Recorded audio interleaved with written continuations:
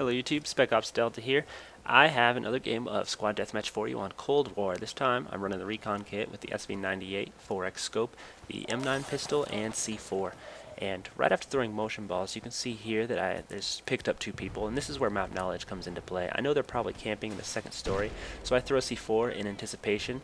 Notice this medic. Luckily his back is towards me, and I can take him down and then blow the C4, netting me a nice double kill. Those kills would not have been possible if I hadn't have thrown motion balls, which is very important in this game. I know that I'm the only recon in my squad. The other, I believe all of the three are assaults. So I have unlimited ammo, and I need to throw motion balls not only because it helps me, but because it helps my team, and it helps them get kills because, you know, it's all about teamwork. This game was only a few games after the XM8 Compact video that I recorded and commentated over, and so I still have a very strong squad, and that's another good reason to throw motion balls, is because I know that they can quickly and efficiently clean up kills even if I'm not there. So it's often a good idea to throw motion balls in the direction they are and not in the direction you're going. Not only does that cover your flanks, but it gives them motion balls that they can hopefully use to take out other people.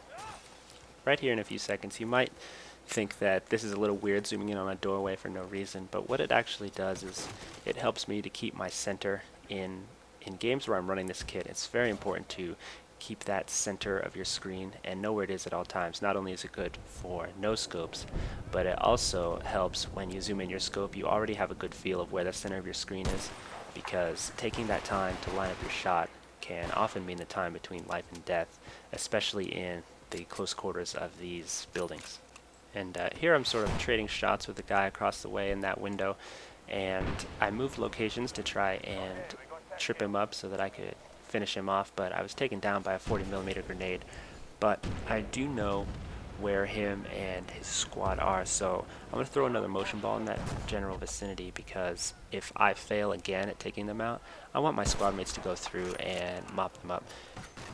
That's a good segue into what I want to talk about for this video, and playing your kit. This kit that I'm running here has a very specific set of pros and a very specific set of cons, and I want to try and play out each pro as effectively as I can and minimize the cons. So this kit is very deadly in close quarters and medium range. Close quarters only if you're quick enough, and I want to maximize that as best I can. If I'm trading fire across the way, there's a good chance that I'm going to be taken out by someone with a 4X scope or red dot on an assault rifle. And here I'm sort of torn about which way to go. I see a sniper running up the stairs, but I also saw that engineer. But I noticed that my squad mate spawned on me, and he's going to mop up the other kill while I stab this guy in the head. You can probably tell that I'm being quite aggressive again, and there's a couple reasons for that.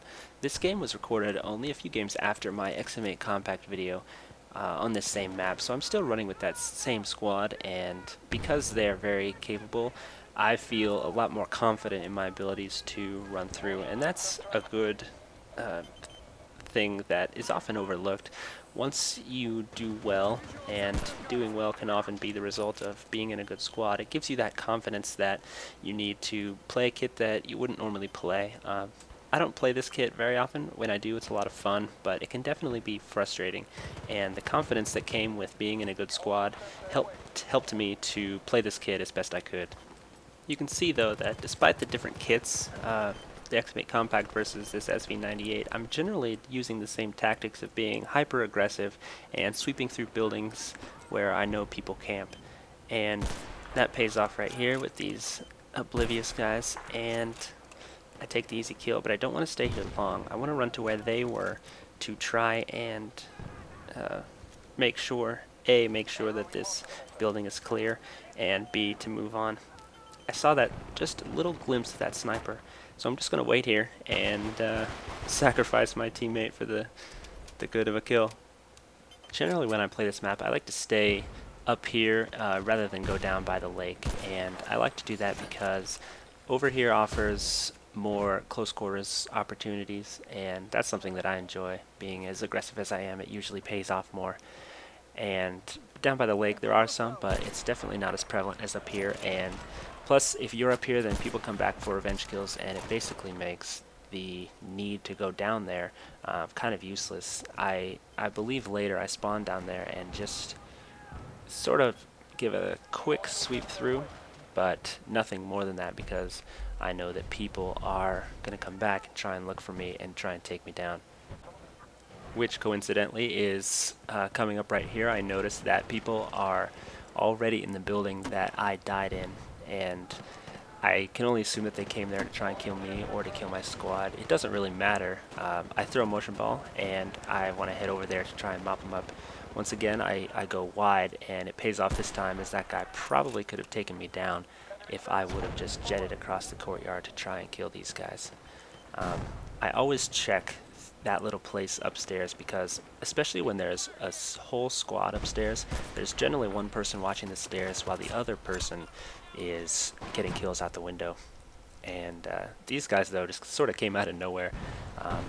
They spawned back in the shack, so I want to call it out to my squad. And now comes a series of very unfortunate deaths.